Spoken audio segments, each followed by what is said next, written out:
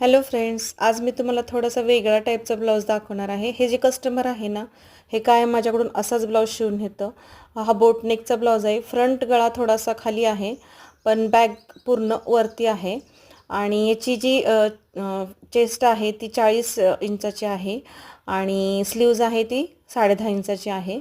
तर इथे जो ब्लाऊज आहे तो थोडासा वेगळा आहे. बॅक साईडला वरती बघा तुम्ही पाहू शकता, वरती बंद आहे आणि खाली जो पानाचा शेप दिलेला आहे उभा, त्याच्या खाली आपण हुक बनवलेले आहेत.